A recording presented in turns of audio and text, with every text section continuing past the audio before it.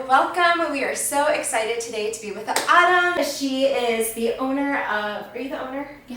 Guess I should have asked that Yes. first. She's the owner. I thought she was the owner. I was right. She's the owner of Seraphina Divine Beauty. And we are here today to ask her some questions about what we should know before coming in to get our hair and makeup done, when just what to expect when meeting with you. So before we start that, can you tell us a little bit about yourself? Yes, I'd love to. All right. So Seraphina Divine Beauty was established in 2016. However, I have been doing weddings licensed since 2012. Okay. I worked for different companies in New York and learned the ins and outs of the business and grew a clientele, and then decided that I had a good handle on it and really had enough personal clientele that I could start my own. So in 2016, I went out on my own. I started Seraphina Divine Beauty, and it's been a great ride since then. I've done hundreds of brides since then in all over New York, Massachusetts, Connecticut, New Jersey, Vermont. I go to a lot, especially up in Lake Placid area of New York, and right down here to Saratoga and down into New Paltz. So Seraphina Divine Beauty is definitely not afraid of a creative twist or bringing individuality into each bride's day. Classic cuts, traditional looks are always beautiful, but it's always fun to have a personal twist to a bride's day and what makes their day special. So yeah, that's Seraphina Divine Beauty. Nice. Yeah. So can you tell us a little bit, if say I were a bride and I were to call you up on the phone or email you and say, hey, I'm getting married, what are some of the steps that I should follow and questions that maybe I should come in asking you, or things that I should already know before coming? So one of the first things I would do is ask the date to make sure I'm available. If I personally am not available, then second I would offer for my team to be able to be available for that date, if that would be okay with them. But one of the next steps when a bride calls me would be to connect on email. I would send the bridal contract so they can review it, and as well as the pricing. And then after that, we go forward and set a bridal trial, where we'll set up a trial for hair and makeup. And I have a list of things that I would send the bride, which is the checklist here for hair and makeup, for things to do, and day of things that they would need to know. So I would send all that information to the bride, and then I'm always available to answer questions. This is a great guide to give a reference as what questions you should be asking, all the information that I would cover and we need to know between the two of us. And then we go from there and talk about style, inspiration photos, and hair and makeup details, which I would love to get into on this list. All right, go for it. So for hair, the good things to ask are when you come in for your trial, which I tend to typically schedule brides anywhere from a year to within 2 months of their wedding. That's up to the bride's amount of how comfortable they are with not knowing until they know. So the bridal trial typically consists of 3 hours, and during that 3 hours I offer up to 3 hairstyles. When you come in with your hair inspirations, which are always a suggestion, you don't always have to know. Some brides don't bring anything, they don't even know what they want. We can figure it out from there. But if you do have pictures, figure out if you want to have an updo, a half up, half down, or a full down hairstyle, what kind of curl you want, whether that's a beachy wave, or if it's a voluptuous curl, or if it's a wanded curl, looser curls, tighter curls, volume, face framing pieces.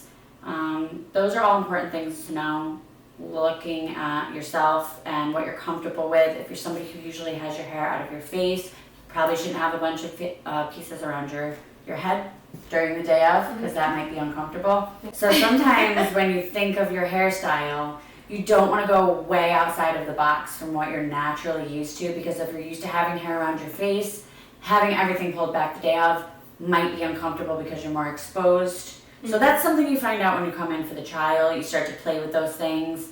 A lot of times leave with something if you want to try it, and then sometimes if people leave with face framing pieces and they decide this isn't comfortable for me because I wanted to try it, that's what the trial's for. So that's a good thing to practice in the hair trial. Also knowing your hair's condition is a good thing to talk about in the trial.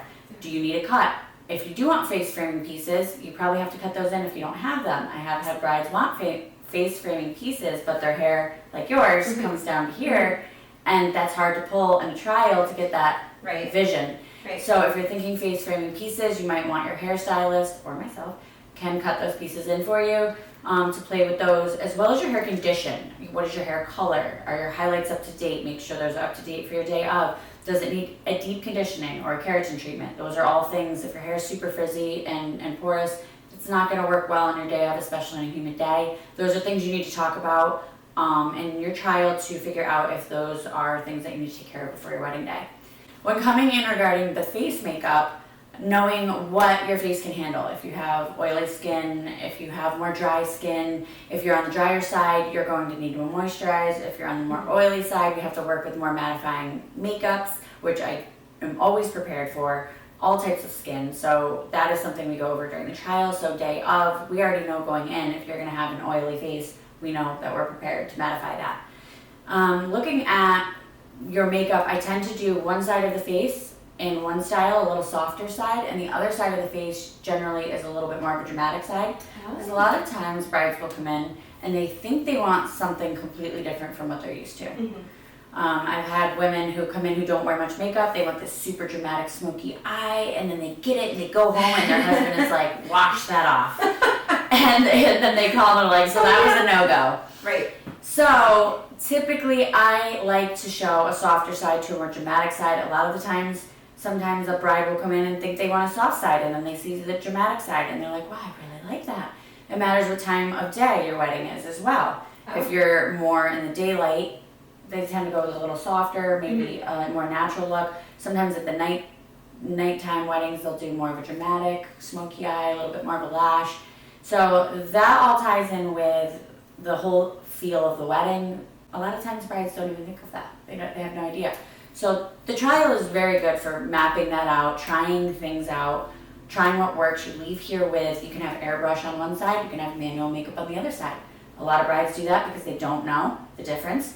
So trying the two, they leave here, they have the eyelashes on, they figure out the longevity of the eyelashes, they figure out if their skin, how it reacts throughout the day with creasing, especially if you have an expressionate face, you get creasing. See, that happens to me. I smile a lot and I get like these Exactly. creases. And manual makeup for some people is great for that. Like I wear manual makeup. Some people, the airbrush makeup, if you have expressions that run deep lines, it tends to crack. So that's something very important to try before your day of. You don't want to just jump into airbrush makeup or manual makeup that you're not used to if you haven't tried it out.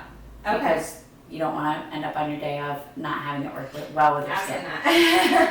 So, and of course all the things are waterproof for the day of. So the trial is more so for reassurance, to know that everything's going to run smoothly, your skin's going to react well, your hair is going to hold. You want your hair to be holding after you leave the trial. Do not expect it to fall. If it falls out, it's not good. So we want it. The trial is for the day of run through. So we are locked and loaded for day of and ready to go, and everybody feels good about it. That's the point of the trial. Perfect. Also, at the end of the trial, we will review venue accommodations. So once you have your venue, good things to know coming into a trial, or once you have found your vendors, and this goes for all vendors, but specifically for hair and makeup, is how many bridesmaids do you have? How many are wanting hair and makeup services as soon as possible, because that needs to be in a timeline as soon as possible. Absolutely. That makes it well oiled for photographers, the venue, it makes everything. So I need to know what time you need to be ready, what time everybody needs to be getting dressed. That way I can backtrack the timing for all of the hair and makeup services that we have included to give a proper start time, to make sure that start time works well with the venue, and everything is a well mapped out oiled machine. That way there's no stressing, there's no rushing, everybody has their time, and that's my job to create that timeline so that that bride feels comfortable for that day. We'll show up here, boom, boom, boom, boom, boom, and everybody is ready to go, and the photographer shows up. We'll do some candid hair and makeup shots. and then the photographer takes it from there, and we pack up and go. And that's pretty much a good rundown of what a child will bring to a bride. Perfect. So, is there anything else that, like, I know you just talked about the day of and stuff, like with you coming and space, like what type of space should you have? I know a lot of times either they'll get their hair and makeup done at the venue or a hotel room or even at their own home. So, like, what kind of space can they help, like, would you need to accommodate what you need to do? So for the day of, whether you're at a venue or a home, you would need a good space enough for, depending on the party. If it's 4 or 5 girls, typically you can have a space for like a chair, a small table. We'll need a setup area. Anything over 4 people, we're gonna have more than one stylist. So we're gonna need enough room for 2 chairs, with 2 small areas for the hair and makeups to be set up at. A lot of venues have a get ready room, which is very helpful. Finding out what time that room is available is very important, so we can get in there to set up for everyone.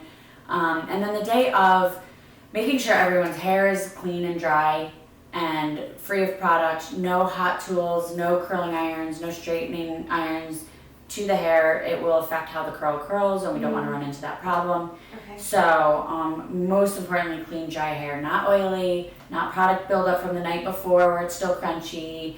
I only say this because this has happened. And no hair down to your waist that's dripping wet that adds another 45 minutes of a blowout on, which can mess up the timeline. So clean, dry hair for the day of, hydrated as best as you can after the dress rehearsal, and a good lip scrub for the lips. I always suggest people don't think about that. It's usually an afterthought. Right. That really exfoliates and rejuvenates the lips because nobody wants the dry, cracked lips on their day of. One other thing that I also provide for the brides when they come in for their trial is, if they haven't already chosen or they're unsure of, a preferred vendors list. Okay. So people that I have worked with, I have experience with, we work well together. That way they can look into those businesses, and I have experience and a referral for them from that business, out of being able to, I have had work with them, and I can share that it has been a good experience, and usually have work of theirs on my website or in my promotional material. So that also leads to a lot of well-working weddings when the vendors... Absolutely. It's always nice to go to a wedding and see the vendors you know and work with, and it just vibes and you work Definitely. together. Definitely. And a lot of different vendors will have a list as well. So you can always ask, whatever vendor you're meeting with, if they have a preferred vendor list. I know as a photographer on my website, I have it. I'm sure a lot of venues have a preferred list as well, with people that they've worked with and really like to work with them. So definitely check out her vendor preferred list. And just one final question. How soon before the wedding should they reach out to you? I would say on average, a year in advance is definitely the starting point for booking out. Okay. Right now, booking for next year and even into 2023. Oh, wow. Especially for certain venues. It's very competitive.